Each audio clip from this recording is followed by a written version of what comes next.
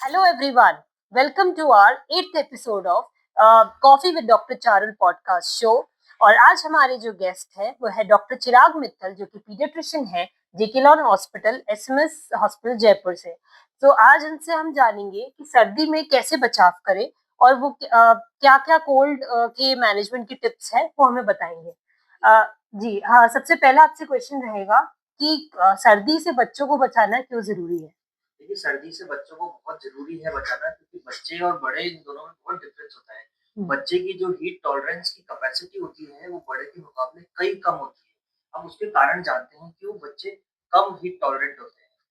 बच्चे इसलिए कम होते हैं, तो बच्चों में जो ब्राउन फैट नाम की चीज़ होती है, वो कम होती है। जैसे एक नवजात शिशु जब पैदा होता है, वो ठिठुरन नहीं कर पाता, तो इस वजह से उसका जो ब्राउन फैट है, वो उसका जलता है और तब जाके उसको हीट प्रोड्यूस होती है।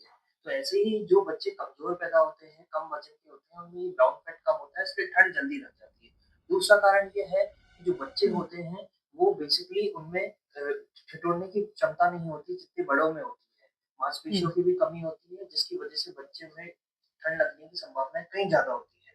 दूसरा, बच्चों का जो सरफेस एरिया होता है, उनके वज़न के मुकाबले कहीं ज़्यादा होता है। बजाय कि बड़े के, एक वयस्क के सरफेस एरिया कम होता है उसके वज़न के मुकाबले, इसलिए बड़ों में ठंड कम लगती है, बच्चों में ज़्यादा। और बच्चों में हीट प्रोडक्शन भी कम होता है। दूसरा कारण ये भी हो सकता है कि बच्चे डिपेंडेंट होते हैं। जैसे एक नवजात बच्चा या एक छोटा बच्चा अपने सब कुछ अपने माँ-बाप पे ही डिपेंड होता है।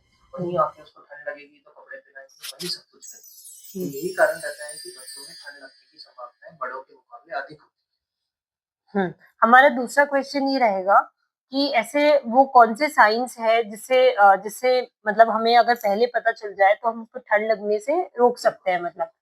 हाँ। कई सारे लक्षण हैं जो ठंड लगने पे या ठंड लगने से जस्ट पहले आने लग जाते हैं। सबसे पहला तो है जुकाम, यानी नाक बहना या नाक बंद होना, जिसको हम रनी नोज कह रहे हैं।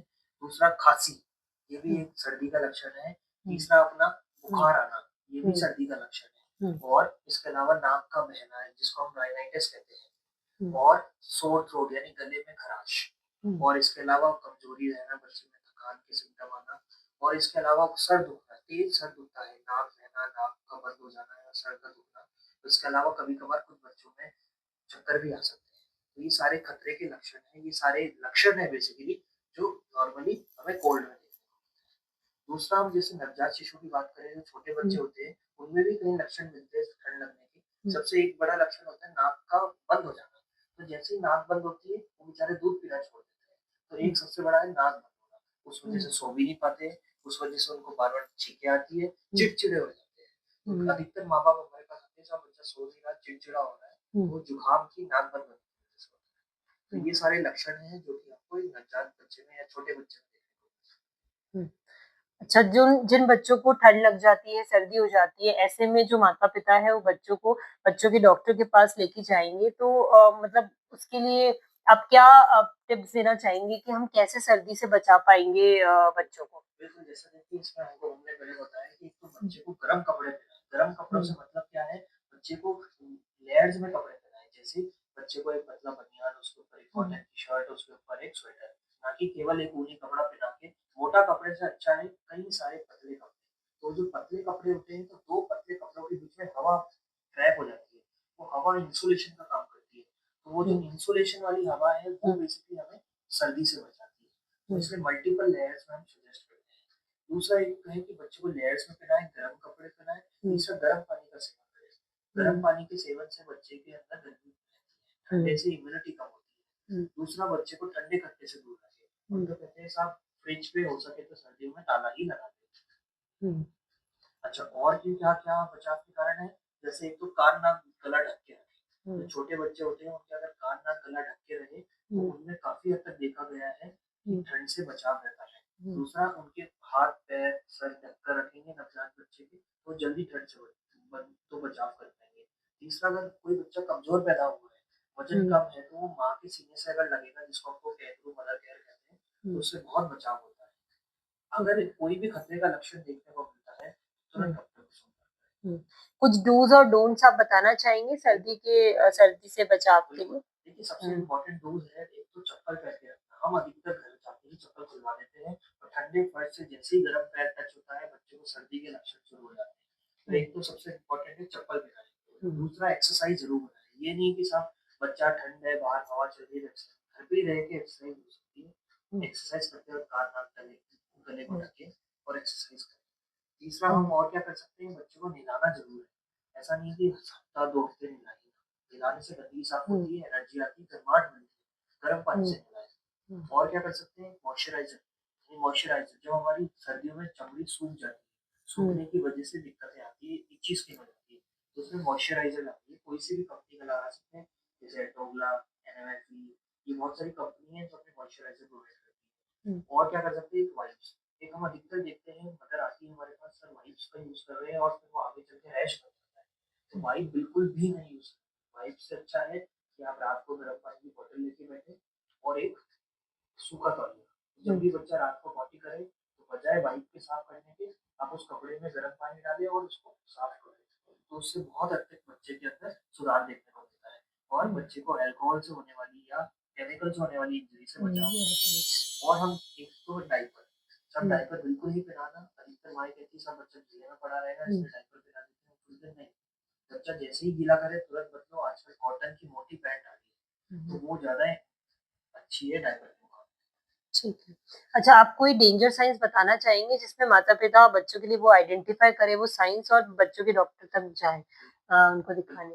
अच्छा, एक मैं आपको चीज़ बताना भूल गया इसमें कि हीटर, आजकल हीटर का बहुत प्रयोग हो रहा है। हम as a paediatrician, as a doctor हम सबको मना करते हैं इसके साथ हीटर से दूर ही रखें।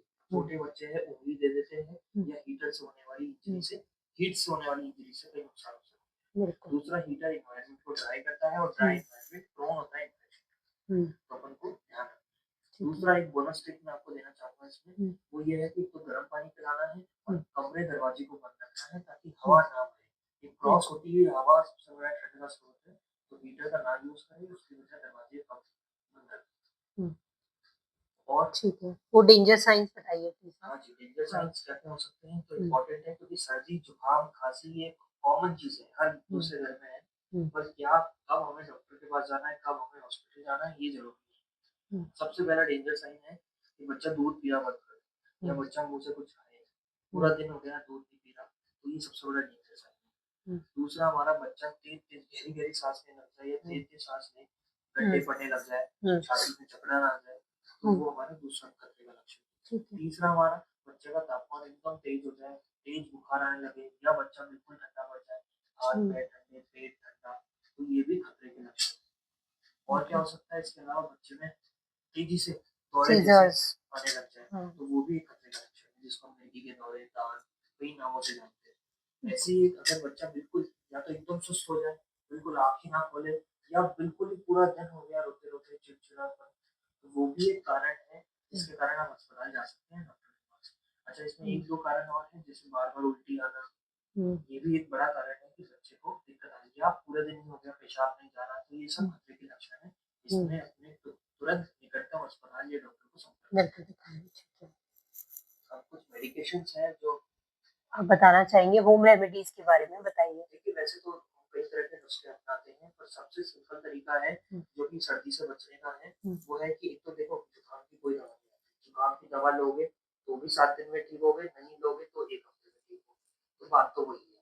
तो इसमें कोई दवा नहीं है जुकाम की, सीधा प्रिवेंशन ही सबसे अच्छा है।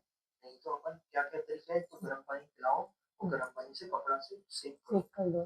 छोटा-सा लेके उसमें डुबोना है, पीने का पानी में कपड़ा निचोड़ के नाक में लगाओ, उससे बहुत आराम मिलता है। तीसरा, कुछ दवाइयाँ हैं जो कि हमें एज़ अ सप्लीमेंट यूज़ कर सकते हैं, और हम नाक में, जब भी नाक बंद हो तो नाक में इस दवाई का छिड़काव कर सकते हैं, केवल बंद नाक में। अच्छा, इन सब दवाइयों का लंबे समय तक प्रयोग ना करना है, अपने डॉक्टर से संपर्क करके ही करना है। बाकी माँ का दूध पिलाते रहना है, ऐसी कोई कंडीशन नहीं है जिसमें माँ का दूध रोकना है सर्दी जुकाम में, ये बहुत ज़रूरी है। और इसके अलावा एक वैक्सीन भी आती है, जिसके बारे में आप अपने डॉक्टर से पूछ सकते हैं। ये वैक्सीन से हमने देखा गया है कि जो बच्चे निमोनिया में जाते हैं, उनकी संभावनाएँ कम हो जाती हैं, तो ये बहुत अच्छी चीज़ है।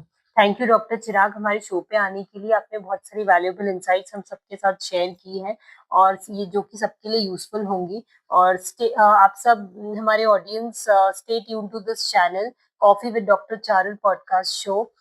Stay informed, stay healthy, faith can move mountains, and thank you.